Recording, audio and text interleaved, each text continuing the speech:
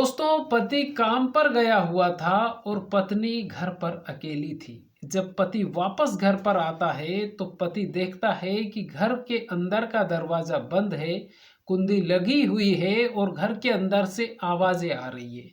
जब पति ध्यान से कान लगाकर सुनता है तो वो सुनता है कि घर के अंदर एक नहीं बल्कि दो लोग हैं और पति दरवाजा खटखटाता है। कुछ देर के लिए वो आवाज़ें बंद होती है, उसके बाद में वो जो दरवाज़ा होता है वो खुलता है। पति देखता है तो पति की आंखें फटी की फटी ही रह जाती है। उसके बाद में जो कहानी सामने आती है, क्योंकि पत्नी यानी स्त्री दुर्गा भी है, काली भी है, सरस्वती भी है, लक्ष्मी भी है। ये सारे रूप स्त्री के ही रूप है, लेकिन ये सारे रूप सत्य पर आधारित है। लेकिन प्रदीप कुमार गौतम की पत्नी का जो रूप उसने देखा प्रदीप कुमार ने, वो हैरान करने वाला था, परेशान करने वाला था।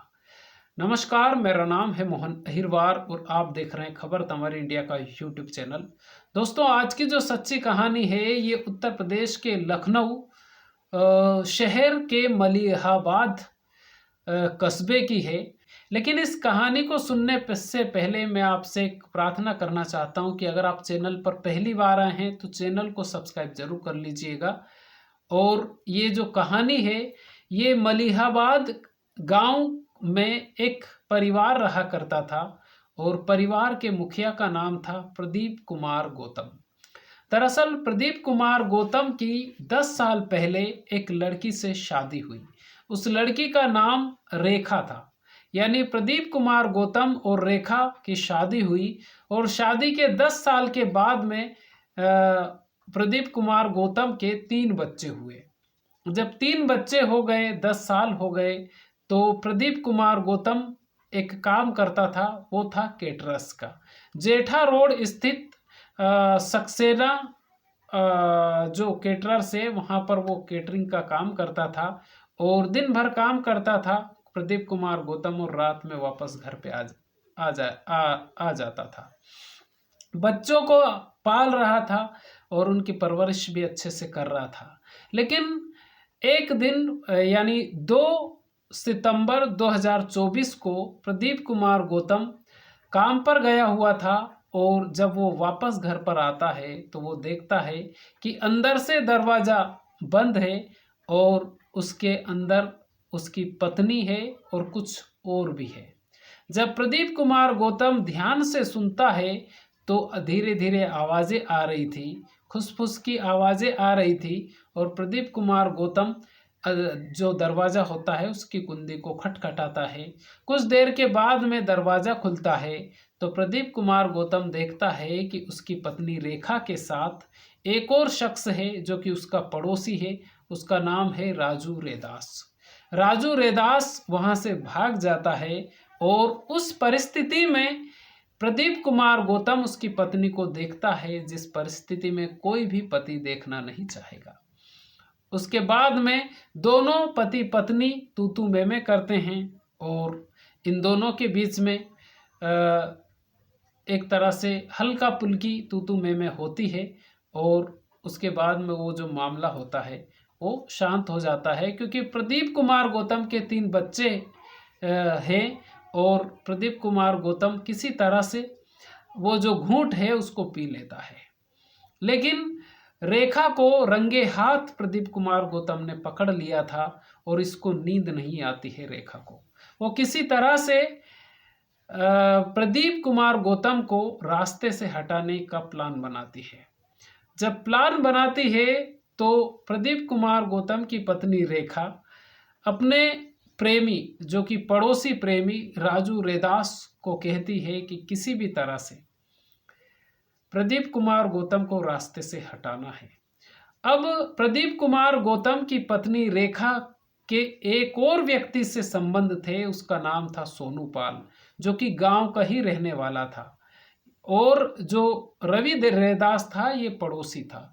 दोनों को ये रेखा मिलाती है और कहती है कि किसी भी तरह से प्रदीप कुमार गौतम इस दुनिया में नहीं रहना चाहिए। और जो राजू रैदास है उसको ये लालच देती है कि प्रदीप कुमार गौतम जैसे इस दुनिया में नहीं रहेगा तो वो उससे शादी कर लेगी। राजू रैदास आ जाता है झांसे में, लालच में आ जाता है और जैसा रेखा कहती है वैसा ये करने के लिए तैयार हो जाता है। 8 सितंबर 2024 को राजू रैदास नींद की 2 गोलियां लेकर आता है और रेखा को दे देता है।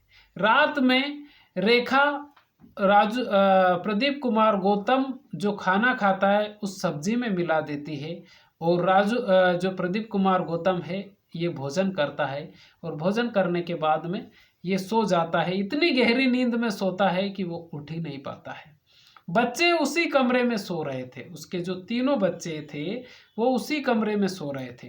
रात को 2 बजे प्लान के मुताबिक रेखा जो दरवाज़ा होता है वो खोलती है और 2 व्यक्ति अंदर आते हैं। एक था राजू रैदास, दूसरा था सोनू पाल। दोनों को उसने पहले ही मिला लिया था और दोनों को अलग अलग उसने लालच दिए थे। जैसे ही सोनू पाल और राजू रैदास घर के अंदर आते हैं, उसकी पत्नी यानी रेखा बाजू में ही खड़ी होती है। सोनू पाल पकड़ता है पैर प्रदीप कुमार गौतम के और राजू रैदास घर से ही कुल्हाड़ी लेकर आता है।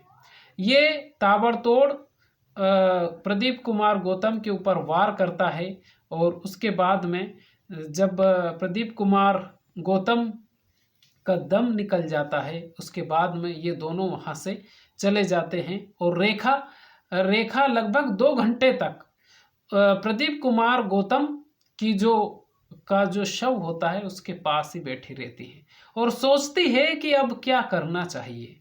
उसके बाद में रेखा सुबह 4 बजे जाती है उसके जेठ के घर पे और रोते बिलखते हुए जाती है और चिल्लाते हुए जाती है और कहती है जैसे ही जेठ का जो दरवाज़ा होता है उसको खटखटाती है तो उसकी भतीजी दरवाज़ा खोलती है और वो कहती है कि तुम्हारे पापा कहाँ पे हैं। उसके जेठ को बुलाया जाता है, कहती है कि किसी ने आपके भाई का कत्ल कर दिया है। दौड़ा दौड़ा प्रदीप कुमार का भाई, बड़ा भाई आता है, देखता है कि लथपथ पड़ा हुआ है प्रदीप कुमार गौतम और सांसें पूरी तरह से थम गई है।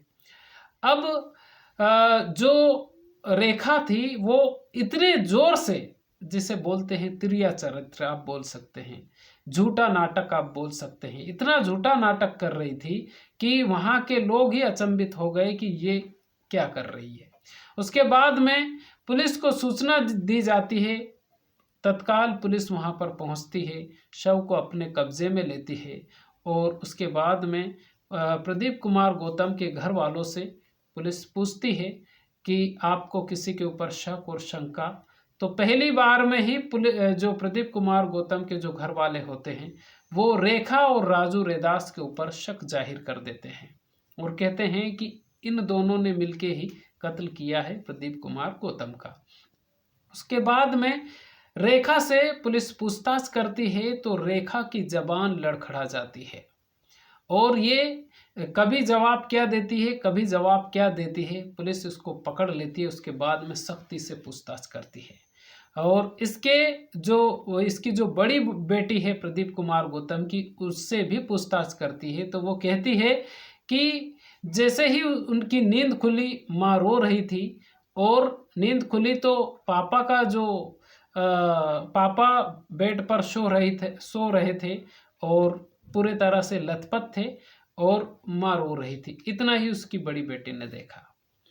अब जब पुलिस दोबारा से पूछताछ करती है रेखा से तो सख्ती से पुलिस सख्ती अपनाती है और रेखा टूट जाती है। रेखा कहती है कि शादी के बाद से ही सबसे पहले अफेयर सोनू पाल से चला, वो गांव का रहने वाला था। उसके बाद में राजू रैदास से चला, राजू रैदास के साथ भागने की फिराक में थी, लेकिन 2 सितंबर को उस परिस्थिति में देख लेता है प्रदीप कुमार गौतम। उसके बाद में लगातार लड़ाई झगड़े हो रहे थे पति पत्नी के बीच में, तो उसने सोचा कि प्रदीप कुमार गौतम को ही रास्ते से हटा दिया जाए। अब जब ये राज खोल देती है और घर वालों ने पहले से ही शक जाहिर कर दिया था दोनों के ऊपर। उसके बाद में पुलिस सोनू पाल और राजू रेदास को ढूंढने की कोशिश करती है, तो ये एक बाग में बैठे हुए थे दोनों एक साथ। आप सोचिए, दो बॉयफ्रेंड, एक महिला के दो बॉयफ्रेंड, दोनों अलग अलग जगह पर रहते हैं, लेकिन दोनों को मिला लेती है एक ही महिला, और दोनों को फिर पुलिस अरेस्ट कर लेती है। अरेस्ट करने के बाद में उनको जेल भेज दिया जाता है। अब जो राजू रेदास है वो भी जेल के अंदर है, सोनू पाल भी जेल के अंदर है, और रेखा जो कि प्रदीप कुमार की पत्नी वो भी जेल के अंदर ही रहेगी। और प्रदीप कुमार अब इस दुनिया में नहीं है। 3 बच्चे हैं, और अब आप ये कह सकते हैं कि तीनों बच्चे अनाथ हो गए हैं, क्योंकि ना माँ रही ना पिता रहे। अब वो किसके भरोसे। ये बात सच है कि जो दादा दादी नाना नानी होते हैं ये बच्चों की परवरिश करते हैं, लेकिन माँ बाप की बात अलग होती है। माँ बाप का जो लालन पालन और भरण पोषण होता है वो उसकी बराबरी कोई नहीं कर सकता। लेकिन रेखा के 2 अफेयर तो सामने आए, लेकिन ये दोनों अफेयर ने उसकी बच्चों की जिंदगी नर्क बना दी। दोस्तों, इस कहानी को सुनाने का मकसद किसी के दिल को ठेस पहुंचाना नहीं, बल्कि आपको जागरूक करना है। ये वीडियो आपको कैसा लगा आप हमें कमेंट करके ज़रूर बताइए। चैनल पर पहली बार आए हैं तो चैनल को सब्सक्राइब जरूर कर लीजिए। खुश रहिए, अपने माता पिता का ख्याल रखिए। अगर आपके घर में आपके दादा दादी हो तो 24 घंटे में 1 घंटा आप उनके पास जरूर बैठिए, क्योंकि वो जो आपको नॉलेज दे सकते हैं, वो जो आपको संस्कार दे सकते हैं, दुनिया की कोई यूनिवर्सिटी, कोई स्कूल कॉलेज ऐसे संस्कार नहीं दे सकते जैसे संस्कार हमारे घर के बड़े बुजुर्ग दे सकते हैं। तो खुश रहिए। बहुत बहुत धन्यवाद आपका।